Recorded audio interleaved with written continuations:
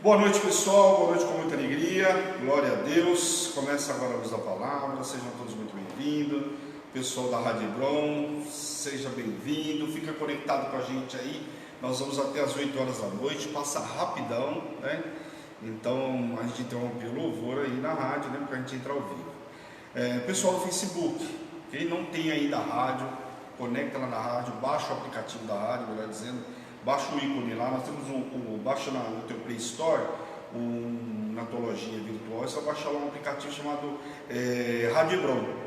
E aí você vê um aplicativo bem conhecido, vai estar a foto da bispa, depois quando você entra lá no aplicativo, fica bem fácil. Você baixa o aplicativo, você consegue ouvir toda a programação da Hebron, toda vez que a gente entra ao vivo você passa a ouvir, caso contrário você vai ouvindo louvor aí, uma rádio 100% Jesus, louvor 24 horas por dia, 7 dias por semana, amém? E se você não tem se você não tem um Android, se o sistema é o Apple, por exemplo, aí os iPhones da vida aí não tem jeito, não tem um aplicativo. Você tem que entrar lá no www.radiohebron.com.br, ok? Aí você vai entrar, consegue fechar, navegar, você consegue ouvir os louvores fazendo toda a movimentação no teu celular, ok? A única diferença com o aplicativo você consegue baixar, compartilhar, salvar, enfim. Você tem algumas facilidades que no caso do iPhone não tem. Mas também super prático aí, dá para você ficar o dia inteiro ouvindo louvor aí e ouvir a ministração quando a gente entra ao vivo. Amém? Glória a Deus. Telefone da Hebron, 11 970 13 8161. Então o que eu vou pedir para você, nós temos também, além do aplicativo da rádio, Facebook, tem a página aí que você deve estar, né? A página da Hebron, Hebron Igreja Apostólica Internacional. Então dá para você curtir, entra lá, curte, toda vez que a gente entrar ao vivo vai tocar para você o sininho. E também você está compartilhando, legal? E nós temos a página do YouTube.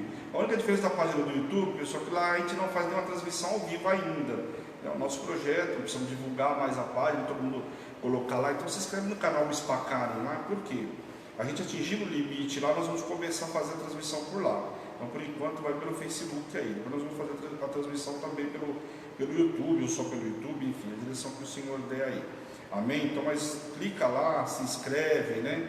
Deixa o sininho lá ligado, toda vez que a gente entrar ao vivo também vai chamar você, ou publicar alguma coisa, vai chamar você no Facebook, legal? Toda a programação da Hebron está lá no Facebook, acabou a ministração, no mais tardar no dia seguinte está toda a programação no YouTube. Programação da Hebron, de segunda a sexta-feira, nós temos palavra do dia, começa às 8h30 da manhã, com a bispa, vai até 10h30, 11 horas, mais tardar está terminando a ministração, só um dia outro aí que atrasa um pouquinho, mas programação todos os dias, das 8h30 até umas 10h30 aí, com certeza você tem a programação da Hebron. Palavra que vai regir o teu dia, hoje por exemplo tivemos a programação logo cedo, palavra maravilhosa, promessa sendo liberada, então você já começa o teu dia no outro mover, porque já está com a palavra, né, que o Senhor liberou sobre a sua vida, já vai trabalhar no outro mover. Ah, não conseguiu, ouve na hora do almoço, não deu à noite, enfim, você está entrando naquele mover, a palavra está chegando até a tua casa, a tua vida, para transformar a tua vida, a tua história, amém? Então de segunda a sexta-feira nós temos aí essa programação, de terça, de segunda e quarta, nós temos o A Luz da Palavra, que aí sou eu que passo o programa para vocês, né? Um programa de estudo, das 7 da noite até as 8 da noite, 8h05, aí mais tarde está terminando, né? Então assim, nós temos o programa de segunda e quarta-feira. Qual a diferença? Nós estamos estudando os livros bíblicos, né? Só que uma ordem cronológica de acontecimento. Então nós não estamos lendo um livro por acaso, né? Enfim, às vezes começa, a gente está num livro, depois vai para outro livro, volta, por quê? É uma ordem cronológica de acontecimento. Então é muito bacana, fica muito mais fácil de você entender a palavra. Nós estamos agora, por exemplo, no livro de Reis, 1 Reis, vamos entrar em 2 Reis, provavelmente já semana que vem, provavelmente não. Segunda-feira que vem, no mais tardar nós estamos entrando, se não conseguir na quarta, acho difícil, mas na segunda-feira nós já entramos em 2 Reis, então já começa a dar uma outra movimentação, então assim, você vai começar a ver a história que vai com o profeta, a volta, então é super interessante. É legal, tem bastante coisa, eu tenho buscado detalhar bastante informação, que às vezes passa despercebido, porque assim, tem muita coisa, pessoal, você está ouvindo uma ministração de púlpito, não dá para entrar em alguns detalhes, né? Então quando você vai ouvindo a história, a leitura no jeito que nós estamos fazendo, você consegue entender, olha, isso aqui é tal situação. Tem gente, inclusive, que confunde até o camarada que está relatado lá, porque às vezes tem mais de um na Bíblia com o mesmo nome. E quando você ouve uma ministração, você não sabe se está falando daquele um, daquele outro, enfim, gera toda aquela dúvida. E com a luz da palavra nós sanamos tudo isso. Amém? Nós vamos ver muito disso, nós vamos ver que a história vai se cumprindo. Então, por exemplo, acontece uma situação hoje, eu vou relatar para vocês, olha, isso que nós estamos vendo aqui é uma promessa que tinha sido feita lá atrás, no livro de tal, contando de que isso acontecer agora está acontecendo, ou algo que está sendo relatado hoje que vai acontecer daqui a algum tempo, eu vou falar para vocês, ó, vai acontecer no livro de tal, quando chegar lá nós vamos detalhar. Então tudo isso é legal, por quê?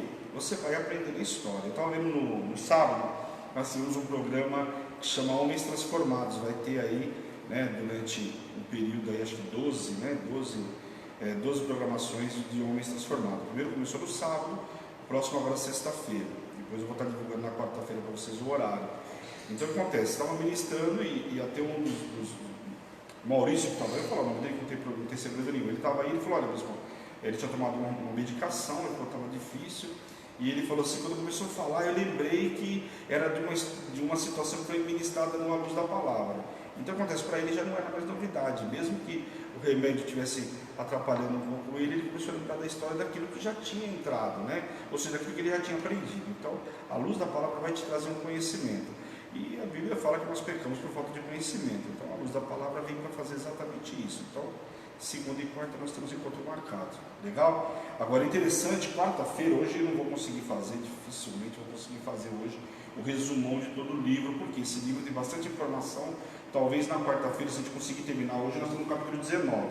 Então, vamos ver se a gente consegue fazer 19, 20 e 21. Se não der, a gente faz 19 e 20 hoje, e na quarta-feira, 21, que é o último capítulo, e aí a gente faz um resumão de tudo. Por quê? Porque tem alguns temas que eu quero parar um pouquinho no resumão para relembrar, porque é importante, nós vamos precisar disso no livro de 2 Reis, ou melhor dizendo, para entender toda a história daqui para frente. Então nós vamos voltar ao capítulo 12, novamente um capítulo importante.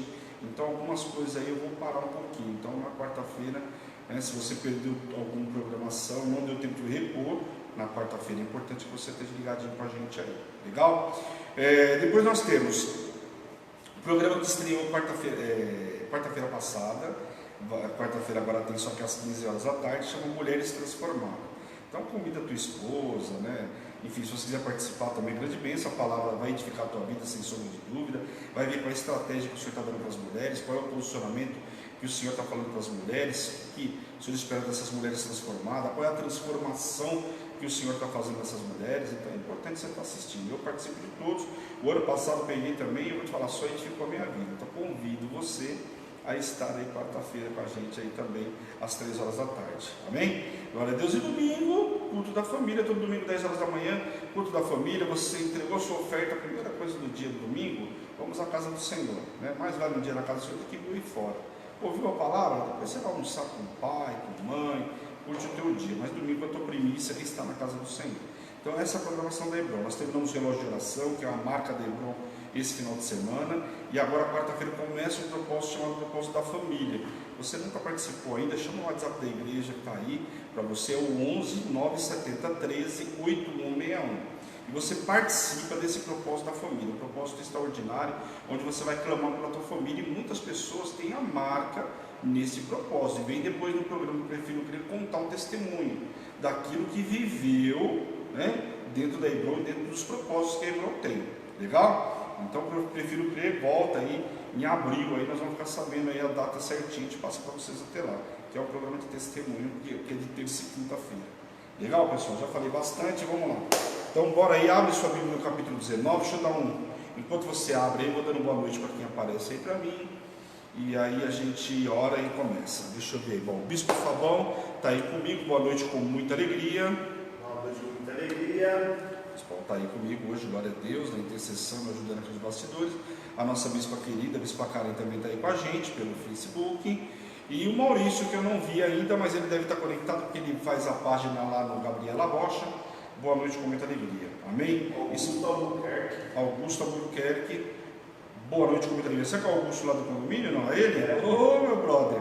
Glória a Deus, seja muito bem-vindo aí. Abração para você. Estava falando dele esse final de semana com o Marcos e a Milena. Eu falei assim, faz tempo que eu não vejo nem postagem dele. Então, glória a Deus, vi a irmã dele, postando foto com ele. Que Deus abençoe você aí, o pessoal do condomínio. Legal, pessoal? Então, glória a Deus, boa noite a todos aí. Quem foi entrando também, sintam-se abraçados, o pessoal da rádio. depois não dá para a gente começar a ministrar, não dá para dar boa noite para todo mundo, amém? Mas não esqueça de curtir a página, compartilhar, manda para outras pessoas aí, porque aquilo que a gente estava sofrendo falta de conhecimento, não vamos sofrer mais a partir de hoje, legal? Então curve sua cabeça aí, feche seus olhos e vamos orar por essa palavra que vai ser ministrada nesse estudo em nome de Jesus, amém? Senhor, meu Deus e meu Pai, eu quero te louvar, te glorificar por essa noite extraordinária que o Senhor nos preparou, Pai. Quero te pedir, Senhor, nos limpa, nos purifica, Senhor, de todo pecado, de tudo aquilo que não provém de Ti, Senhor, que possamos entrar na Tua presença limpos de mão, puros de coração, Pai, em nome de Jesus. Tira todo o cansaço hoje, Pai, do dia de trabalho, toda sonolência, toda apostasia, tira o comichão dos nossos ouvidos, Pai, para que possamos ouvir a Tua voz, Pai. Coloca a nossa mente cativa em obediência a Ti, Deus, em nome de Jesus, Pai. E tudo aquilo que não provém de Ti hoje caia por terra, Pai. Possamos sair dessa ministração hoje curados, restaurados e libertos, Pai, em nome de Jesus, Pai. Toma nas Tuas mãos a minha vida, que não seja eu ministrando, mas seja o Senhor, Pai, em nome de Jesus. E tudo que o Senhor fizer, Deus, nessa noite, a honra, a glória e louvor é Teu, Pai, em nome de Jesus. Amém. Amém, pessoal? Glória a Deus. Bom, vamos voltar um pouquinho, vamos voltar um pouquinho, só para a gente recapitular rapidão o que a gente viu na quarta-feira passada. Nós vimos aí, capítulo 17, Elias sendo alimentado pelos corvos, o Senhor manda ele para lá, fala, ó, vai lá, desce para cá, já avisa que vai haver uma seca, né, que vai haver fome aí na terra, e aí você vai aí, né, se posiciona. Ele foi alimentado pelos corvos, e quando estava bebendo água lá na fonte, e de repente ele falou, agora vai secar também, faz o seguinte, vai até uma cidade lá, e lá você vai ter uma viúva que eu vou mandar te alimentar. E aí ele chega na cidade lá, né, e é alimentado pela viúva de Sarepta, né? E aí você vê que interessante, né? Uma mulher que era viúva, né? Uma dificuldade que ela fala, olha, só tem um último bocado de coisa aqui, eu vou fazer para comer eu e meu filho, para não vamos morrer, né?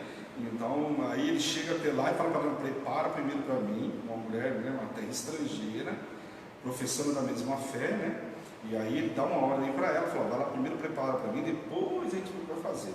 E aí ela prepara para ele, e logo na sequência ele faz toda a multiplicação lá, e não faltou mais azeite ali, não faltou mais nada. Aquela mulher ia viver, né, de tudo aquilo até que cessasse, a Bíblia deixa muito claro, até que cessasse, né, a fome lá, a seca lá, que aí o cara pode plantar e vai colher daquilo lá, e amém. Depois logo na sequência o filho dela morre, ela vai questionar para o profeta, olha, tinha eu pecado para você vir aqui, fazer tudo isso só para, né, como quem diz que veio lá, fez uma festa, e depois meu filho morrer, né, não vi nenhuma novidade aí, né, já ia comer o último bocado e ia morrer. E aí o profeta vai lá, ora e coisa e tal, e o Senhor traz a vida daquela criança. Então um capítulo marcado muito por isso aí. No capítulo 18, a gente vê o primeiro entrave, né, as primeiras reações de Jezabel, né, a gente sabe que o comando e o domínio, e agora nós vamos ver muito isso até Segunda Reis, nós vamos ver isso nos primeiros capítulos de Segunda Reis, essa guerra ferronha com Jezabel. Acabe casou com essa mulher estrangeira, trouxe a cultura para dentro do povo de Israel, e ela começa a governar. Uma mulher muito inteligente, muito esperta, porém esperta por mal, né? E aí ela usa o que? Ela começa a dominar Acabe, começa a matar os profetas e coisa e tal, e com essa seca toda. E aí aparece o profeta Obadias lá, né? Esse mordomo lá de Acabe, esconde alguns profetas, começa a alimentar, e aí vai procurar a fonte de água e acha Elias, né? E quando ele acha Elias, fala, meu Deus, aí ele falou assim, olha, volta aqui que eu preciso, Acabe está te procurando. Ele falou, não, vai lá e fala que eu vou realmente falar com ele. Meu Deus, você está de brincadeira, meu patrão está querendo te matar, eu vou voltar, vou dizer que eu vi você e não fiz nada, meu, capaz de me matar, vamos comigo. E aí ele vai até lá, e aí sobe o Monte Horebe, onde tem toda aquela, né, a questão ali dos profetas, dos postos que são chamados, convocados ali, e ali ele vai mostrar quem é Deus realmente. Vai justamente no monte lá, onde eram entregues as ofertas, né, a Baal, quer dizer, não foi num lugar qualquer. Ele vai para esse lugar e lá ele entrega o novilho, quer ver? Monte Carmelo, desculpa, Monte Horebe depois que ele vai, Monte Carmelo, que era justamente onde entregava os filisteus, o povo lá entregava as adorações. Ele vai lá para o Monte Carmelo e lá ele fala para o cara, faz o seguinte, ó, molha com água aí, bota água em volta, faz tudo isso e clama ao Deus de vocês aí. Eu vou esperar até meio-dia. E aí o povo clama e nada de aparecer o Deus deles. Ele falou, ó, clama mais alto, pode ser que ele está dormindo, pode ser que ele está ocupado, pode ser que ele está fazendo qualquer outra coisa aí. E aí ele fala, quando dá meio-dia, afasta aí que agora eu vou mostrar para vocês quem é Deus. E aí ele clama ao Senhor, Só que é interessante, né? No tempo de seca, ele manda colocar água lá em volta, né, do holocausto. Manda banhar aquilo que estava sendo entregue ao holocausto, que era para mostrar que não tinha como pegar fogo naquilo lá, né? Aí ele clama ao Senhor, o Senhor manda fogo lá e não só consome, né, o holocausto, mas também consome a água que estava em volta, lambeu tudo. Então ali ficou claro quem era Deus. E Jezabel fica sabendo disso, né? Porque ali ele manda matar, logo na sequência ele mata os postes ídolos, né, todos os profetas de Baal, ele acaba com todos eles lá e mata todo mundo. Logo na sequência fala da chuva, né? Ele prediz uma chuva. Esse tempo de chuva, de seca, lá em Tiago fala que foram 3 anos e 6 meses. Aqui no livro não fala em 1 Reis. Olha o que é interessante de conhecer a Escritura. Quando você vai lá para Tiago, lá está contando que foi 3 anos e 6 meses de seca. Mas aqui, se você ler 1 Reis, não fala quanto tempo foi de seca, né? Mas lá está dizendo que foi esse tempo. E aí ele prediz a chuva, clama ao Senhor, manda o seu moço ir lá olhar, o moço vai, volta, não está acontecendo nada aqui não vi nada. Volta de novo, ele vai na 7ª, ele vai um punhadinho de nuvem que cabe na palma da mão. Então se prepara que lá vem chuva. Avisa aí, Acabe para Acabe, sendo nas canelas aí, porque a chuva vai pegar ele no meio do caminho. E aí ele desce, inclusive passa por Acabe no meio do caminho. E aí começa, nós vamos ver agora o capítulo 19. Legal? Nossa, eu falei muito hoje, meu Deus. Mas contando a história para a gente recapitular e entender o que acontece hoje. Vamos lá, Elias no Monte Horebe. Então agora vamos começar um outro ponto aí. Vamos ler até o versículo 5. Acabe então, até então, toda essa história está acontecendo com Acabe e Elias lá no Monte Carmelo, né? Acabe viu toda essa situação, só que Jezabel não estava com ele. Então vamos lá. Acabe fez saber a Jezabel tudo quanto Elias havia feito e como mataram todos os profetas à espada. Então Jezabel mandou um mensageiro a Elias a dizer-lhe: faça-me os deuses como lhe aprouver, se amanhã a estas horas não fizer eu a tua vida como fizesses a cada um deles. Temendo, pois, Elias levantou-se e para salvar sua vida se foi, chegando a Berseba, que pertence a Judá, e ali deixou o seu moço. Ele falou: para o moço, fica por aqui, deixa que agora eu vou seguir sozinho. Ele mesmo, porém, se foi ao deserto, caminhando há um dia, e veio e se assentou debaixo de um zimbro e pediu para si a morte.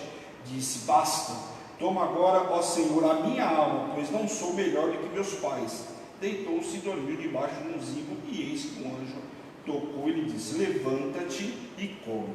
Então o que acontece aqui nessa passagem, pessoal, só para vocês entenderem.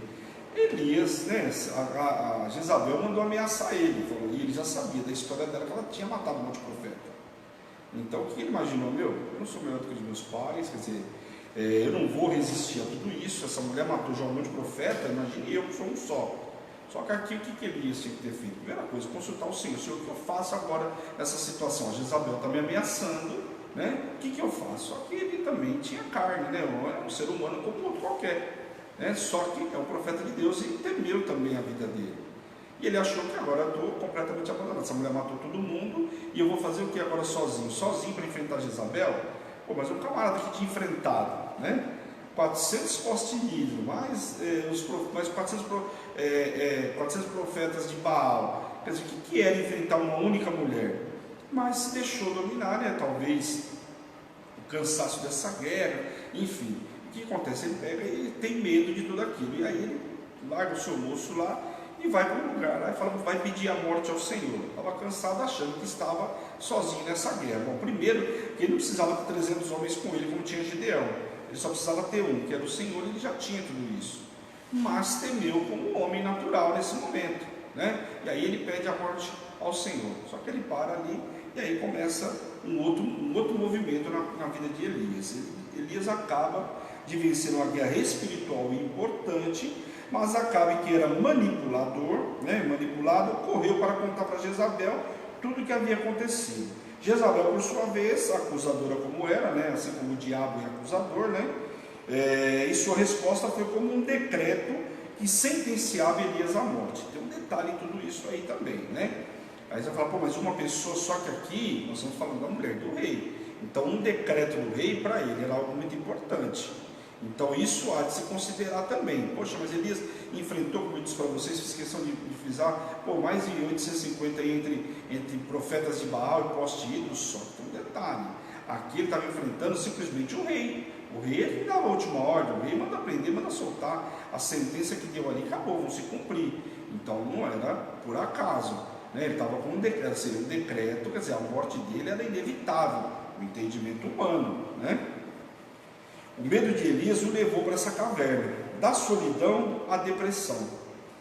Tudo que Satanás quer, né, que é o isolamento, pois ele mata a comunhão que nós temos com o Senhor. Então, uma das coisas que a gente ministra muito para as pessoas é tomar cuidado com a depressão, com o isolamento, que tudo que Satanás quer é te isolar. Olha, fica na tua casa, não sai para lugar nenhum, fica aí, curte um dia, tua fossa, curte o que você quiser aí, mas assim, não sai, não se comunica, não se relaciona com ninguém, e a pessoa vai se isolando, vai entrando no quadro depressivo. Quando você entra nesse quadro depressivo, o que você está fazendo? Você vai deixando a sua comunhão não só com as pessoas que você ama, que estão à sua volta, mas você também corta, na maioria das vezes, eu não vi caso que não, né? A pessoa corta o relacionamento com o Senhor também, perde essa comunhão com o Senhor. E aí é onde o diabo vai se aproveitar para ceifar a vida da pessoa. Já está isolada, agora é como se fosse, agora é só puxar a corda que o camarada vai se enforcar sozinho. Então Satanás usa muito disso. E Jezabel manipuladora já fez todas as ameaças para ele, tanto que ele se escondeu, foi buscar lá a morte, né? Porque ele sabia que isso ia acontecer. Talvez o maior sentimento de Elias fosse a decepção, né? Depois de todo o ocorrido, não gerou arrependimento por parte de Acabe ou até mesmo por parte de Jezabel. Então, a frustração talvez dele, poxa, fiz tudo isso, né? O Senhor me usou como instrumento, eu matei, fiz, aconteceu, quer dizer, olha a forma como foi feito com o holocausto, olha tudo que foi feito. E o camarada não se arrepende, nem a mulher dele, então a decepção também foi inevitável na vida dele, né? Passar por tudo isso e ver que a guerra continuaria. E muitas vezes é assim. Às vezes a gente enfrenta Satanás hoje, acha que amanhã não vai enfrentar de novo. A guerra vai voltar, porque Satanás deixou de ser Satanás e ele continua ao nosso derredor buscando quem possa tragar. Agora nós temos um detalhe, nós já vencemos essa guerra, não posso cair na mesma guerra, né? Ou seja, isso aqui ele já não me pega mais, assim que só vou vencer. Então Elias precisava vencer mais uma outra guerra, que é uma guerra no interior dele aí. Amém? Então tudo que Elias queria era que a morte viesse pelas mãos do Senhor. Ele não queria ser morto por Jezabel, né? Mas o Senhor enviou pão cozido sobre as brasas e uma botija de água, que ele comeu, bebeu e voltou a dormir. Então ali, evidentemente, ele se alimentou e voltou a dormir. Vamos ver o que acontece aí, do versículo 7 ao 10. Voltou segunda vez o anjo do Senhor, tocou-lhe e disse: levanta-te e come, porque o caminho te será sobremodo longo. Levantou-se, pois, comeu e bebeu. Com a força daquela comida, caminhou 40 dias e 40 noites até Horebe, o monte de Deus. Então veja que aqui, o alimento que o Senhor deu para ele era muito mais espiritual do que qualquer outra coisa, o físico, para ele entender que ele tinha se alimentado de alguma coisa, porque ele caminhou aqui 40 dias, né, e 40 noites até Horebe. Aí ele chega lá, vamos ver o que acontece. Ali entrou numa caverna, onde passou a noite, e eis que lhe veio a palavra do Senhor e lhe disse: que fazes aqui, Elias? E ele respondeu: tenho sido zeloso pelo Senhor, Deus dos exércitos, porque os filhos de Israel deixaram a tua aliança e derribaram os teus altares, mataram os teus profetas à espada, e eu fiquei só, e procuram tirar minha vida. Então veja que aqui ele começa a declarar para o Senhor. E isso vai muito de encontro com a nossa vida. Nós acabamos de viver um milagre como Elias viveu, e depois a gente acha que a gente está sozinho. Pô, acabamos de vencer um milagre, de vencer uma guerra, uma batalha como ele venceu. Não era uma batalha qualquer, nem uma batalha comum, acabou de vencer isso, e agora o cara está entrando nessa. Só que ele vai clamar ao Senhor, por quê? Porque ele tinha um memorial diante do Senhor: eu tenho sido zeloso, eu tenho sido cuidadoso com tudo que o Senhor tem me pedido. E às vezes a gente clama ao Senhor assim, mas olha a situação que eu estou vivendo, olha como está a minha volta. Amém? E aí o que acontece? Ele clama ao Senhor por tudo isso. Elias havia sido tomado, por um sentimento de abatimento, autocomiseração, e isso é comum, e solidão. Você se sentia sozinho, tanto que ele fala: estou aqui só, E ele tinha sido tão afetado em seu espírito que estava totalmente apático ao Senhor, ao mover do Senhor. Então, quer dizer, nada que estava falando para ele parece que estava surtindo efeito. Tinha acabado agora de andar 40 dias, 40 noites com um alimento, e ainda assim estava se sentindo completamente abatido. O Senhor então disse para ele: sai e põe-te neste monte perante o Senhor. Elias saiu e passava grande e forte vento que até despedaçava as penhas, depois do terremoto, depois de um fogo e depois de um ciclo tranquilo e suave. Mas o Senhor não estava ali, quer dizer, passava o vento e ele não conseguia ver o Senhor no meio disso tudo. Elias estava aprendendo que o Senhor não é um Deus de espetáculos, Às vezes a obra é experimentada na simplicidade de uma voz mansa e delicada. Então, às vezes não é do jeito que você está imaginando, que vai vir com trovão, com isso, com aquilo. Vem uma voz bem simples, né? Através do profeta, da tua igreja, te dá aquilo que você estava buscando ou esperando do Senhor a resposta. Vamos ler aí no versículo 13 ao 18. Ouvindo Elias, envolveu o rosto no seu manto e, saindo, pôs-se à entrada da caverna. Eis que lhe veio uma voz e lhe disse: que fazes aqui, Elias? E ele respondeu: tenho sido extremo zeloso pelo Senhor, Deus dos exércitos, porque os filhos de Israel deixaram a tua aliança, derribaram os teus altares e mataram os teus profetas à espada, e eu fiquei só, e procuram tirar minha vida. Disse-lhe o Senhor: vai, volta ao teu caminho para o deserto de Damasco, e chegando lá, unja Azael, rei sobre a Síria, e Geu, filho de Ninsi, ungirás rei sobre Israel. E também Eliseu, filho de Safate, de Abel-Meolá, ungirás profeta em teu lugar. Quem escapar à espada de Azael, Geu matará. Quem escapar à espada de Jeú, Eliseu o matará. Também conservei em Israel 7.000, todos os joelhos que não se dobraram a Baal, e toda a boca o que não beijou. Então aqui está uma informação importante. Primeiro, o Senhor falando para ele: ó, levanta aqui, porque eu tenho algo para você fazer. A tua história não acabou aqui, tem mais coisa para você fazer. E detalhe, aqui você vai ver que tem 7.000 profetas que não se curvaram, que não se dobraram os joelhos a Baal. Então você não está sozinho em coisa nenhuma. Você está achando que você está sozinho. Primeiro, eu estou no comando de todas as coisas, e tem aí 7.000 camaradas que não se encurvaram. Então Elias, que achava que estava sozinho, não estava sozinho em coisa nenhuma. E ele tinha algumas missões para cumprir que o Senhor deu aqui para ele: ungir Azael, rei da Síria, ungir Jeú, rei de Israel, né? E também ungir Elias, que seria o profeta que o substituiria. Então tem muita coisa para ele cumprir aí. Vamos ler aí. Deus tinha uma resposta para ele: você tem uma obra para concluir, levanta-te e anda. Deus tinha uma missão ainda para ele. Os 3 indivíduos, Eliseu, Jeú e Azael, foram instrumentos de Deus. Um seguiu o outro na missão de exterminar o povo de Deus, cujo coração era duro. Elias ungiria Eliseu, lá a gente vai ver no capítulo 19, versículo 21. Azael nós vamos ver em 2 Reis, e Jeú nós vamos ver em 2 Reis também no capítulo 9. Agora o Senhor revela a Elias que ele não estava sozinho. Então falando dos 7.000 homens aí. A vocação de Eliseu, vamos lá, do 19 ao 21. Partiu, pois, Elias dali e achou a Eliseu, filho de Safate, que andava lavrando com 12 juntas de bois adiante dele.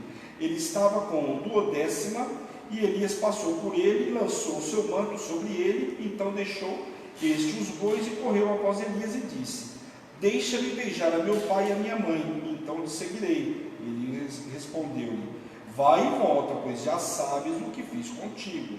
Voltou Eliseu de seguida a Elias, tomou a junta de bois, os imolou e com os aparelhos dos bois cozeu as carnes e o deu ao povo e comeram. Então se dispôs a seguir Elias e o servir.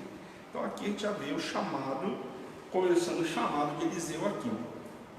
Por quê? Aqui você vê que o profeta pergunta para ele: você sabe o que aconteceu com você, né? Ele imediatamente já mostra que entendeu o que tinha acontecido com ele. Começava então o chamado dele: falou: só deixa eu dar um beijo no meu pai e na minha mãe, despedir deles, e vou vender tudo que é meu aí, porque eu já sei qual é a minha missão. Então olha que interessante, Claramente vemos aqui um posicionamento de Eliseu como de um apóstolo, Largou tudo para servir a Deus, abriu mão de tudo para viver o seu envio. E assim como Josué serviu a Moisés, Eliseu servia a Elias até que seu corpo fosse levado por um carro de fogo, uma carruagem de fogo. Então você vê que ele cumpriu a missão dele aí direitinho. Amém?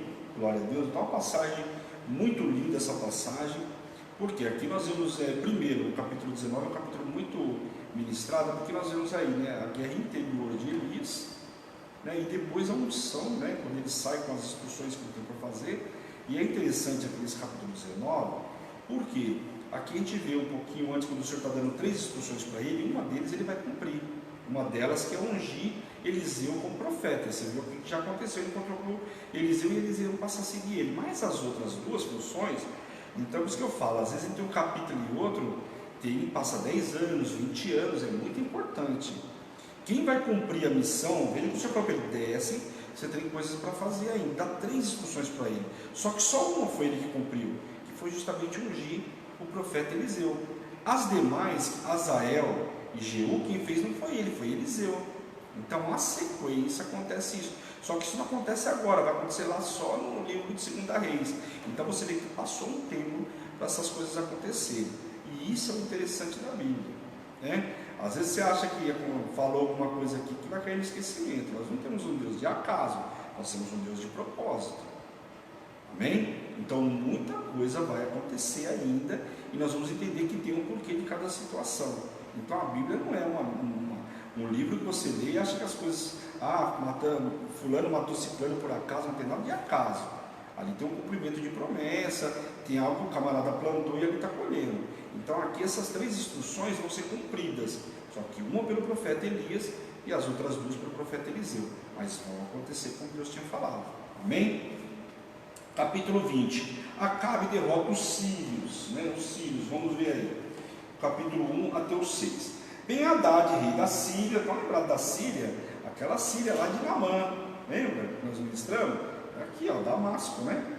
Ben-Hadad, rei da Síria, juntou todo o seu exército, havia com ele 32 reis, cavalos e carros, subiu, cercou a Samaria e pelejou contra ela, enviou mensageiros à cidade, a Acabe, rei de Israel, que lhe disseram, assim diz Ben-Hadad. Então aqui veja que eles sitiaram a cidade. Quando sitiava, não entrava nem saía nada. Amém? Então, por exemplo, ninguém podia fazer nada, ficava lá dentro preso. Lembra que uma das situações de Davi, que ele entra lá pelos dutos, porque a cidade estava sitiada, está lembrado? Pois é. Que lhe disseram, assim diz Ben-Hadad, a tua prata e o teu ouro são meus, tuas mulheres e os melhores de teus filhos são meus. Respondeu o rei de Israel e disse, seja conforme a tua palavra, ó rei, meu senhor, eu sou teu e tudo que tenho também. Tornaram a vir os mensageiros e disseram, assim diz Ben-Hadad, enviei-te, na verdade, mensageiros que dissessem, tens de entregar-me a tua prata, o teu ouro, as tuas mulheres e os teus filhos.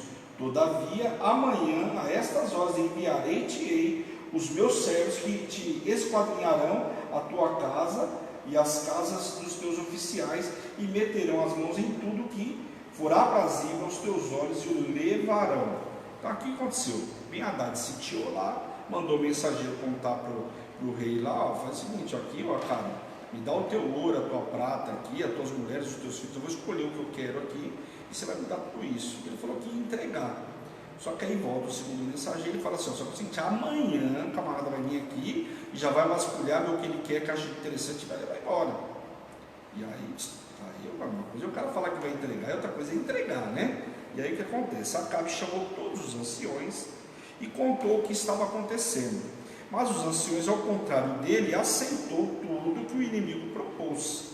A resposta deles para Acabe era que não aceite isso, não permite. Então aqui a gente vê um contraste muito grande. Acabe estava aceitando, os profetas não aceitando, quer dizer, existia um confronto ali, um aceitava, o outro não aceitava.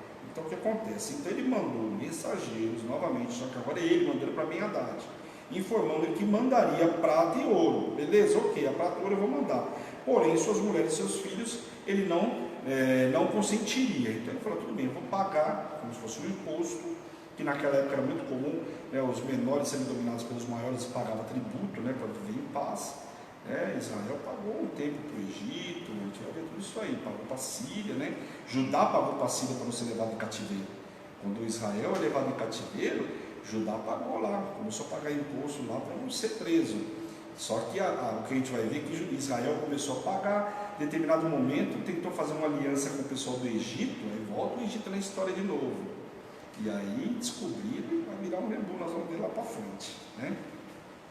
Ben-Hadad não aceitou essa resposta e mandou novamente o mensageiro com a seguinte resposta: faça-me os deuses como lhe aprouver, se o pó de Samaria bastar para encher as mãos de todo o povo que o seguia. Ou seja, Samaria seria reduzida ao pó e nem assim encheria com porções as mãos dos seus soldados. Então o camarada bebendo, aproveitando lá numa festa, estava cantando vitória e manda recado dizendo que amanhã vai eliminar todo mundo, que não vai bastar ninguém para ele para ser palho para ele, né? Que nem o pó ia dar suficiente para a mão, que ia reduzir o povo ao pó, e nem assim não ia ser suficiente para encher a mão dos soldados dele. Então o cara estava cantando em vitória um dia antes, né? Ben-Hadad então continuou a beber ao invés de estar se preparando para a batalha. O cara manda um mensageiro dele anunciando tudo isso e continua bebendo, festejando lá, quer dizer, né? Muito provavelmente já estava celebrando a vitória antes mesmo dela começar. Vamos ver o versículo 13 ao 15 aí. Eis que o profeta se chegou a Acabe, rei de Israel, e lhe disse: assim diz o Senhor. Olha aqui, essa passagem é importante, porque aqui vai um profeta até Acabe, como se fosse uma redenção para ele. E disse: assim diz o Senhor, viste toda esta grande multidão? Pois hoje a entregarei nas tuas mãos e saberás que eu sou o Senhor. Então olha aqui para Acabe, rebelde, depois de tudo que ele fez, o Senhor manda lá dizendo que, olha, eu vou entregar toda essa multidão na tua mão. Bom, depois de tudo que ele fez, era como o cara, agora o Senhor me perdoa, obrigado, me perdoa por tudo que eu fiz. Atenção. Perguntou a Acabe: por quem? E ele respondeu: assim diz o Senhor, pelos moços, chefe das províncias, e disse: quem começará a peleja? E ele falou: tu? Respondeu ele. Então contou os moços dos chefes das províncias, e eram 232. Depois contou todo o povo, todos os filhos de Israel, 7.000. O senhor está falando que é eu que vou para essa peleja, o cara está dizendo que vai me matar, ele está dizendo que sou eu que vou, ainda com meus pequeno exército aí, presta atenção. E aí o que acontece? O profeta aqui não foi só aqui o profeta nessa passagem não fala qual o nome do profeta, uma coisa que a Bíblia não relata quem fez profeta, mas ele revelou estratégias das quais Acabe iria utilizar-se, e então Acabe obedeceu a Deus, contando todo o povo para ir para essa peleja. Esta aliança desses 32 reis com Ben-Hadad, que fala que ele tinha 32 reis, estavam festejando, contando a vitória, eram reis de áreas pequenas. Então, só para vocês entenderem, a Bíblia não relata, aí são os estudos que falam que eram cidades menores, que tinha bastante naquela época, né? Alguns reis pequenos se juntaram com ele, territórios circunvizinhos, tá? Mas eles estavam todos embebedando-se, um ato de arrogância antes mesmo da batalha começar. Acabe prosseguiu então a guerra com o seu pelotão mais forte, dela Ben-Hadad e os reis sírios escapou por pouco, e o resultado foi um grande estrago, uma tremenda vitória do exército de Acabe. Logicamente o Senhor deu vitória, não tinha nem o que questionar aqui, o Senhor estava dando vitória para o povo de Israel, então podia ser até um exército menor e escapar dessa. Vamos ler o versículo 22 aí até o 25. Então o profeta se chegou ao rei de Israel e lhe disse: vai, ser forte, considere ver o que has de fazer, porque daqui a 1 ano subirá o rei da Síria contra ti. Olha só. Então o Senhor deu vitória para ele, quer dizer, vamos ver. Sabe a impressão que é tipo assim, ó, eu te tirei do castigo, só que agora eu vou te analisar durante 1 ano. Se você voltar a fazer coisa errada, aí o chicote vai instalar de novo, né? Presta atenção. Olha só. Os servos do rei da Síria lhe disseram: seus deuses são deuses dos montes, por isso foram mais fortes do que nós, para pelejarmos contra eles em planície, e por certo seremos mais fortes do que eles. Fazei pois isto, tira os reis, cada um do seu lugar, e substitui-os por capitões, e forma outro exército igual em número ao que perdestes, com outros tantos cavalos e outros tantos carros, e pelejemos contra eles em planícies, e por certo seremos mais fortes do que eles. E ele deu ouvidos ao que disseram, e assim o fez. Então vamos ver aqui. Os conselheiros sírios refletiram os conceitos teológicos aí, né, tradicionais do Antigo Oriente Médio, a forma de se armar para uma guerra, né, os poderes dos seus deuses, bem como os seus deuses dos montes, limitava-se a lugares específicos. Foram deuses de lugares específicos aí, né? Mas Deus vivo não se limitava a um tempo ou espaço.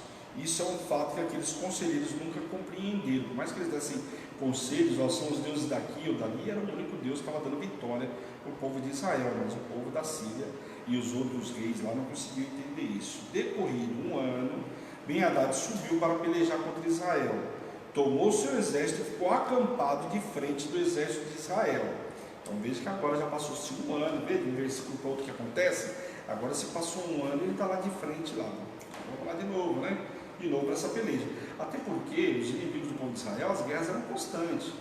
Vencia hoje, passava um tempo e voltava. A gente viu isso muito no livro de Juízes, inclusive. Os amonitas, os moabitas, né? Os edomitas, que é um povo também que a gente vai ver muito aí, que são os descendentes de Esaú, também são um povo que também a gente vê muitas guerras com eles, e esses aí vão pagar um preço muito caro.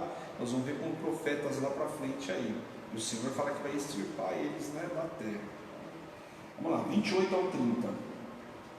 Chegou um homem de Deus e falou ao rei de Israel e disse: assim diz o Senhor, por quanto os filhos disseram, o Senhor é Deus dos montes e não dos vales, toda esta grande multidão entregarei nas tuas mãos, e assim sabereis que eu sou o Senhor.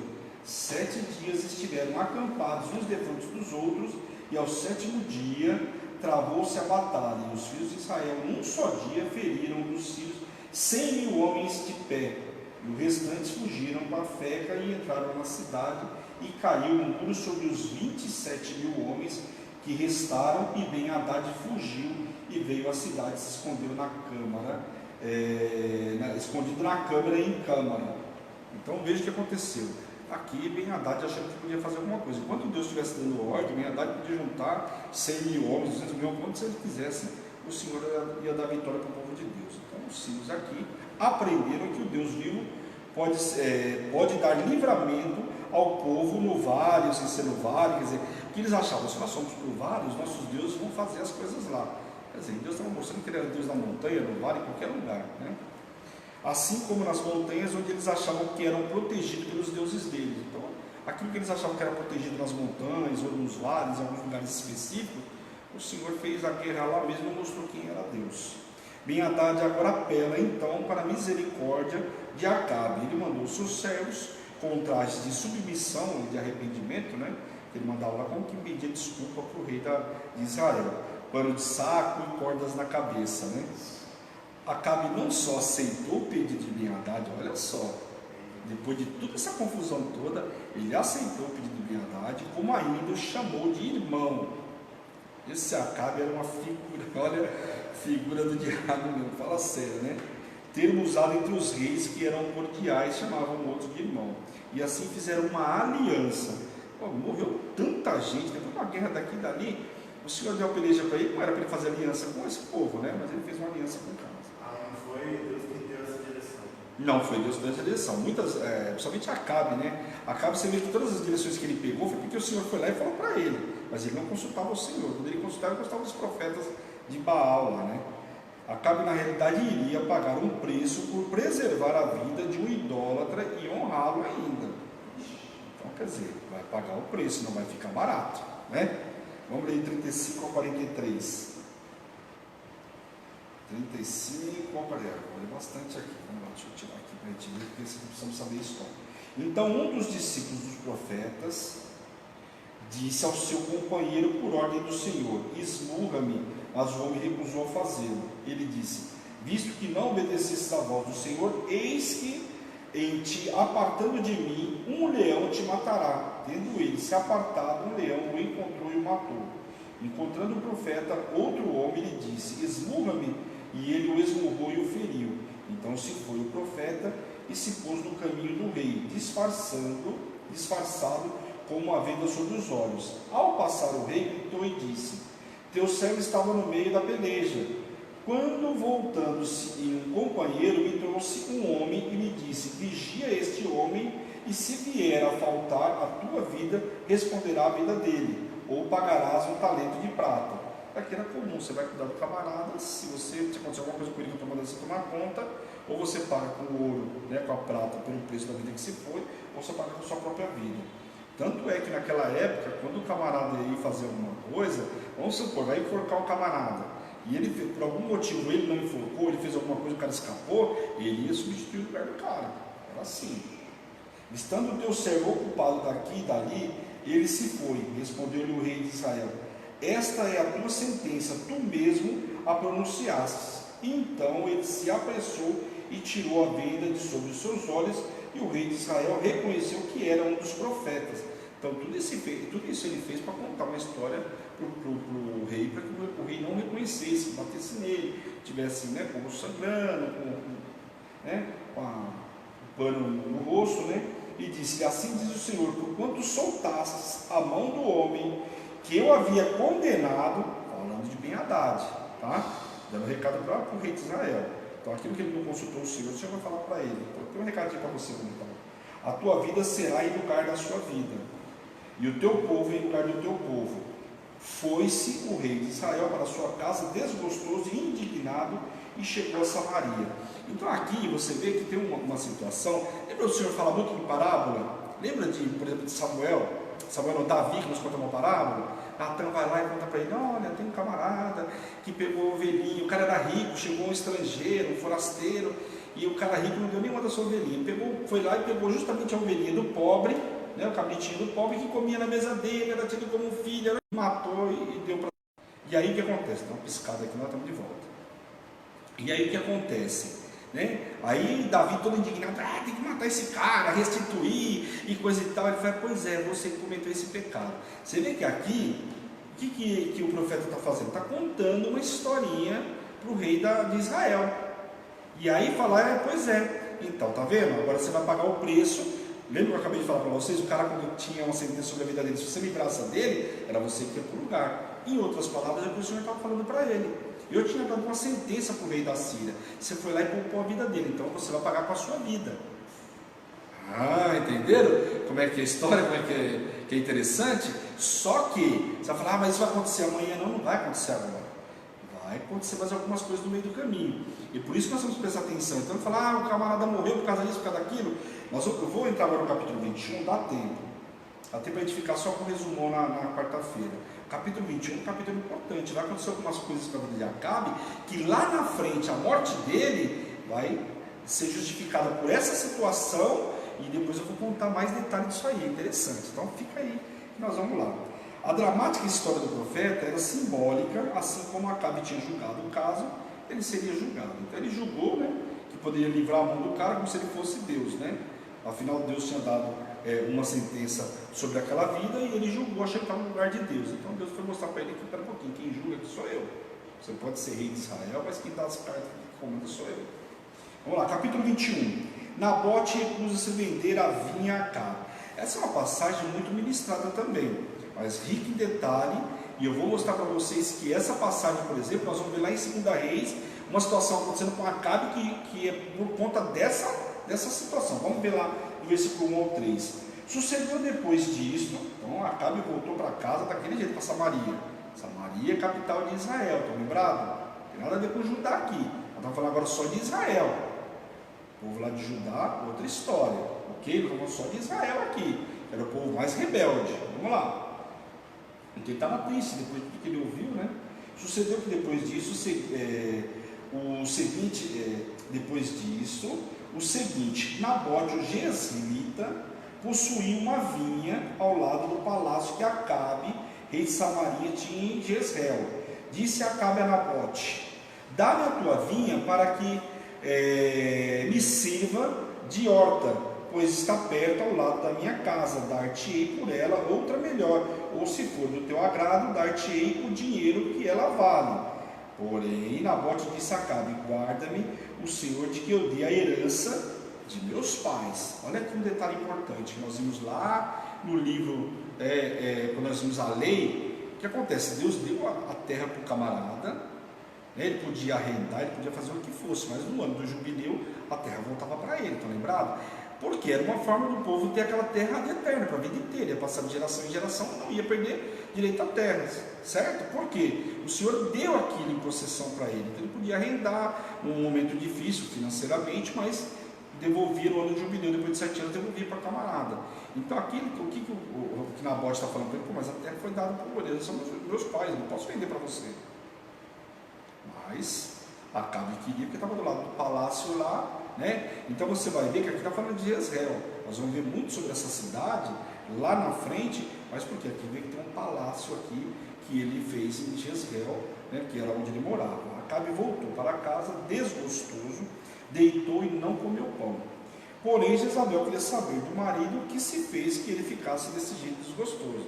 Então, acho que o comandante da casa chega a mulher do camarada, como muitas por aí, né? Você está fazendo chorar aí no sofá aí, quem bateu em você que eu vou resolver? Sabe o irmão mais velho? Só que no caso aqui é Jezabel, né? Queria saber o que estava acontecendo. Jezabel então lembra o marido, ele conta a história para ela, evidentemente, né? Lembra o marido que ele era rei de Israel e que poderia fazer o que bem quisesse. E ela ainda lhe prometeu dar a vinha de Nabote. Por que você está chorando aí, sem comer pão, fazendo tudo sagrado? Você é rei, cara, você pode fazer o que você quiser.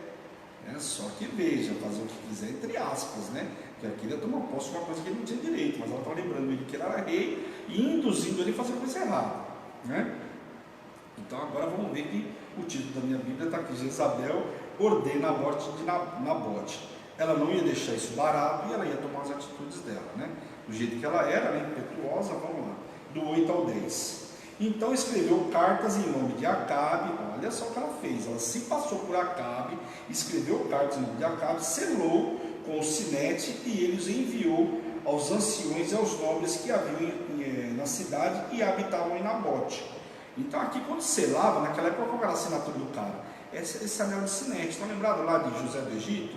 Que Faraó deu um anel para ele, de sinete, tudo que ele assinava, só no trono o Faraó era maior que ele. Então aqui continua essa história do anel de sinete lá. Deu o anel para ela escreveu a carta como quem diz, como se fosse Acabe, e assinou lá, mandando para os anciões. Escreveu nas cartas dizendo: apregoai um jejum e trazei Nabote à frente do povo. Olha só.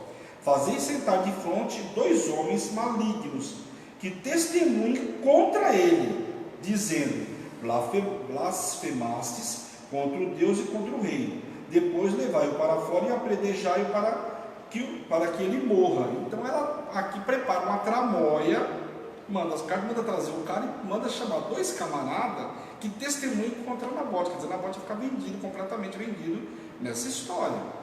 Porque por mais que ele faça uma coisa, era 2 caras contra 1. Naquela época tinha muito disso, o cara tinha que ter uma testemunha, né? Se tivesse mais alguém que viu o fato, que pudesse julgar, 2 camaradas falando contra 1, aquele cara, por mais que fosse 1 contra 1, tinha uma história lá, a gente viu lá também na época da lei, tá lembrado? Então aqui 2 camaradas que ia provar que o cara que falasse qualquer coisa era 2 contra 1 nessa versão, né? A acusação contra Nabote era séria. Apesar de serem necessárias 2 testemunhas, nos casos capitais, e está lá, se você tiver dúvida, está em Deuteronômio, capítulo 17, versículo 6, fala disso aqui, das testemunhas. Então não estou falando para vocês nada de alegre. Pessoal, lembre-se que tudo que eu passo para vocês é o que está escrito, e o porquê que está acontecendo. Então ela preparou, manipulou, só que para o plano dela dar certo, tinha que ter 2 testemunhas, então ela fez uma fraude aí com as testemunhas. E ela se aproveitou da lei, porém, usando 2 testemunhas falsas. E quando é alguma informação que é estudos, eu deixo claro para vocês, ok? Esses 2 homens eram canalhas, facilmente subornáveis para darem falso testemunho, né? Assim os homens malignos fizeram como Jezabel ordenara, e Nabote foi apedrejado e morreu. Na sequência, então, foram avisar a Jezabel sobre o ocorrido.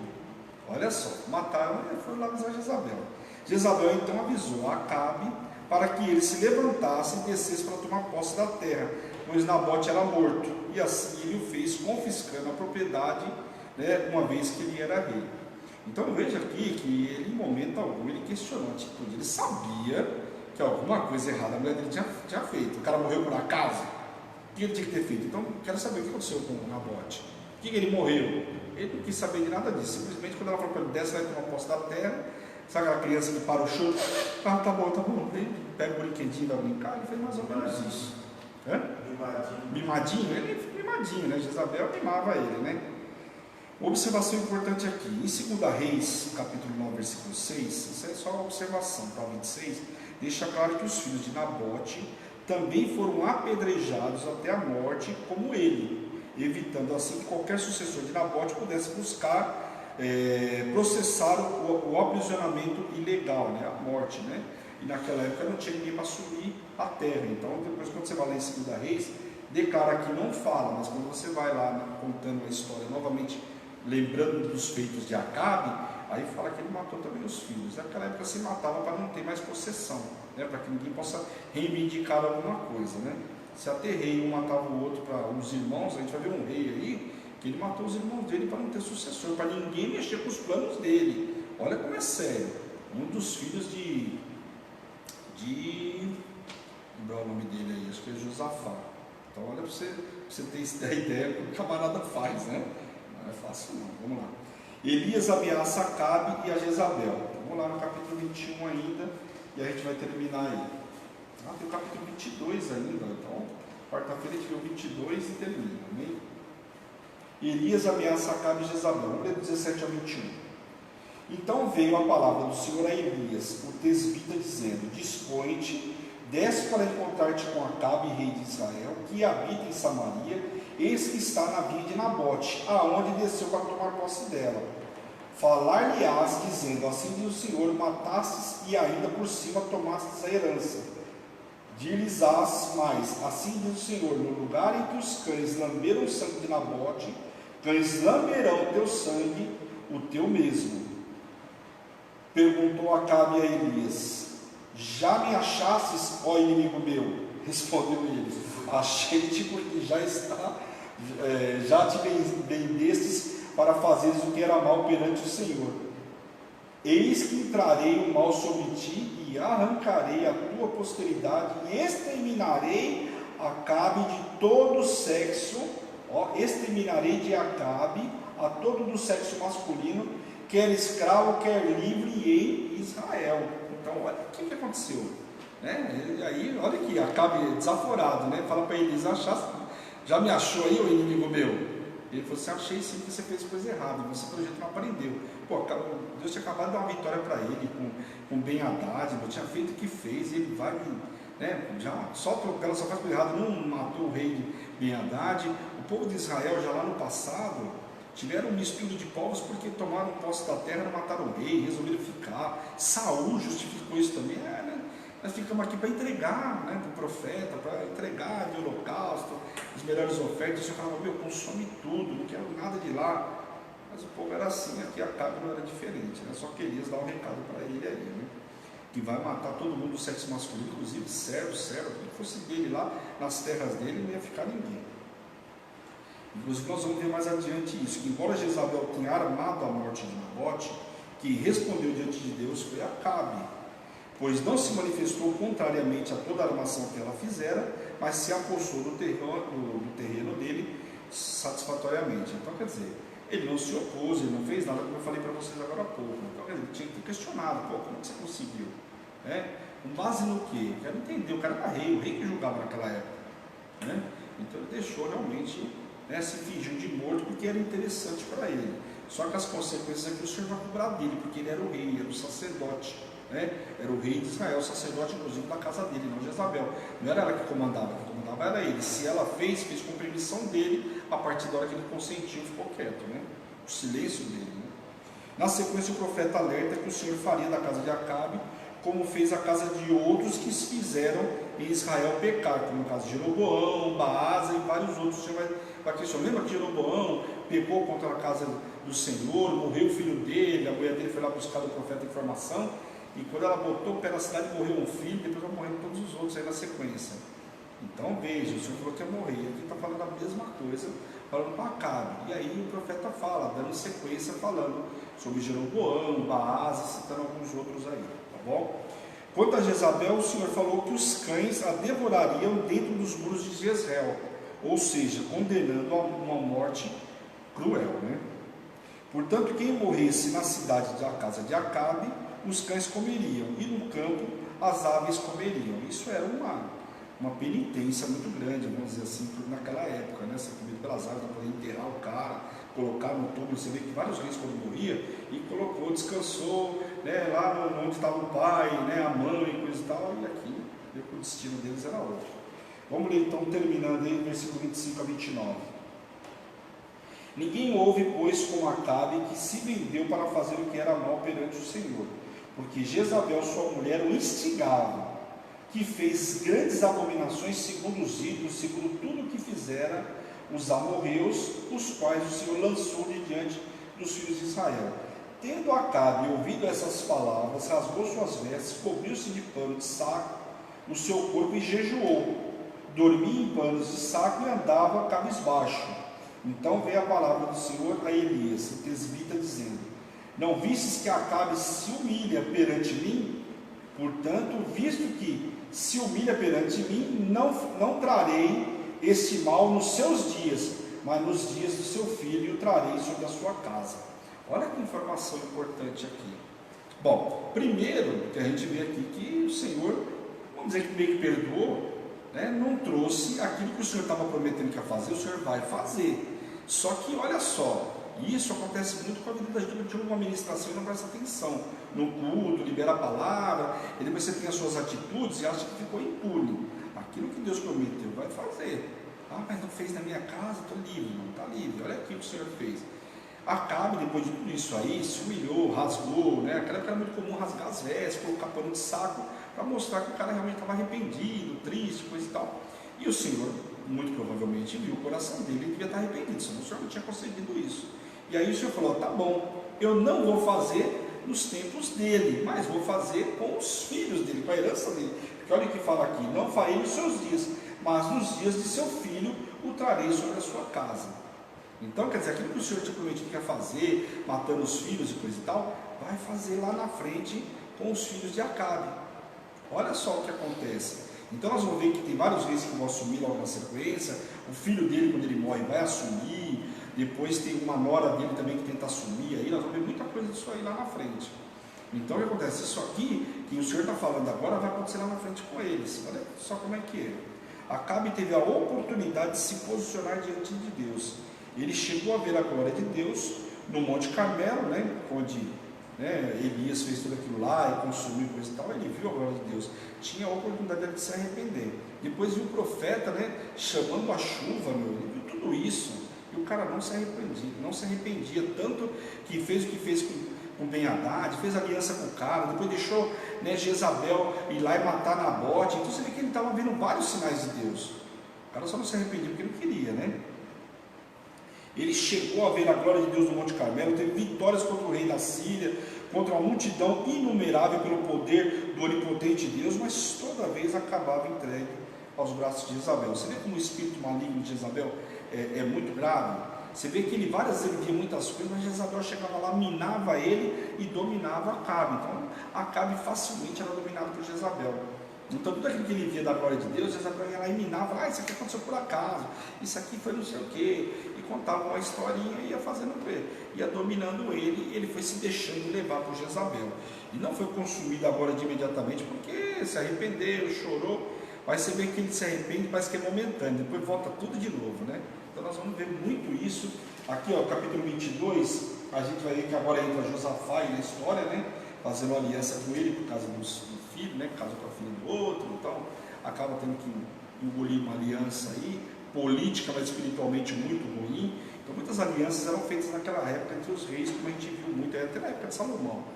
Só que algumas alianças podiam ser importantes politicamente, mas espiritualmente era muito ruim. Então não podiam ter sido feitas. Então isso serve para a gente hoje. Às vezes, a ministração aí dos domingos que a gente está ministrando, ou enfim, ministrando sobre isso, às vezes você fala assim: mas eu preciso fazer aliança com essa pessoa, porque para mim é muito importante, eu vou fechar vários negócios, vai me render tanto. Só que por conta dessa aliança, que aos seus olhos, no primeiro momento, parece ser importante, show de bola, vai te trazer recursos, vai te abrir portas, às vezes politicamente. Às vezes eu trabalhei no mercado financeiro e tinha muitas reuniões que eu ia, porque era um network, era importante para mim. No futuro próximo eu podia usar algum desses contatos aí para me favorecer no meu segmento. Então, só que acontece, às vezes a pessoa no primeiro momento parece que está lucrando, só que espiritualmente não está lucrando coisa nenhuma. Então agora você está vendo só a parte maravilhosa, e quando vier a parte espiritual se mostrar para você que essa aliança vai te custar algumas coisas. Porque aqui, por exemplo, essas alianças de Acabe, que custou? Vai custar a vida dele, vai custar a vida dos filhos dele lá na frente. Então isso aí tem que tomar muito cuidado com as alianças. Então não é só uma aliança política. Antes de você fazer uma aliança política, você precisa ver se o Senhor permite uma aliança espiritual com essa pessoa. né, um negócio, enfim, qualquer outra coisa. Vamos consultar ao Senhor antes de fazer qualquer coisa, amém? A gente viu que a história de Acabe é uma história bem difícil aí, né? Você viu o quanto que ele teve de oportunidade. E aí você fala assim, nossa, mas Deus deu tanta oportunidade para Acabe? Deus deu tanta oportunidade para a gente também? Deus dá as mesmas oportunidades. Às vezes a gente está achando a história de Acabe, que história, né, mirabolante. Será que a gente não está fazendo histórias semelhantes, guardadas as devidas proporções para a época de lá e de agora? Né? Eu acho que essa passagem é uma passagem para a gente refletir muito. Porque a gente está achando que nós somos o santinho, aí nós estamos fazendo igual Acabe está fazendo, fez naquela época, né? Só que hoje, né, a proporção de hoje, não se mata ninguém do jeito que se matava naquela época, né? Mas as negociações, então, podem refletir aí. Legal, pessoal? Glória a Deus. Espero que vocês tenham aprendido bastante hoje. Eu acho que foi bastante produtivo aí os capítulos de hoje. Nós vamos finalizar, então não esqueça, quarta-feira eu vou finalizar o capítulo 22, que é curtinho, né? É curtinho o capítulo 22, e aí eu vou fazer um resumão de tudo. E esse resumão você não pode perder. Legal? Glória a Deus, pessoal. Então vamos orar em nome de Jesus. Me perdoe, passei 10 minutinhos, mas vai para a gente também ganhar na quarta-feira. Legal? Senhor, meu Deus, meu Pai, nós te louvamos, te glorificamos por essa noite extraordinária que o Senhor nos preparou, Pai. Quero te pedir, Senhor, nesta noite, visita poderosamente a cada um que esteve aí conosco ao vivo, aqueles que vão ver na retransmissão também da mesma forma, Senhor. Toca, cura, liberta, restaure a vida do teu povo, Pai, em nome de Jesus. Visita poderosamente a cada um, Pai. Um novo tempo sobre a vida de cada um eu profetizo, Pai, em nome de Jesus. Que essa palavra possa se multiplicar, Pai. Abra o entendimento do teu povo, Senhor, para que essa palavra fique cravada, que venha edificar a sua vida e a vida de todo mundo que você compartilhar, em nome de Jesus, Pai. E tudo que o Senhor fizer na vida de cada um, Deus, a honra, a glória e o louvor é teu, Pai, em nome de Jesus. E eu, como servo do Senhor, envio vocês para uma noite extraordinária, debaixo do poder, unção e autoridade de Jesus Cristo. Amém? Pessoal, eu não consegui dar boa noite para todo mundo depois que foram entrando, então boa noite a todos aí, Bruna, Magali, Arro e mais alguns que entrou aí que eu não consegui ver. Boa noite a todos vocês, fica na paz do Senhor. Essa é a Hebron, Igreja Apostólica Internacional, a minha terra prometida, a sua terra prometida, a igreja que te ama e te faz feliz todos os dias. Amém? Amanhã, 8h30 da manhã, palavra do dia. Um grande beijo, tchau, tchau.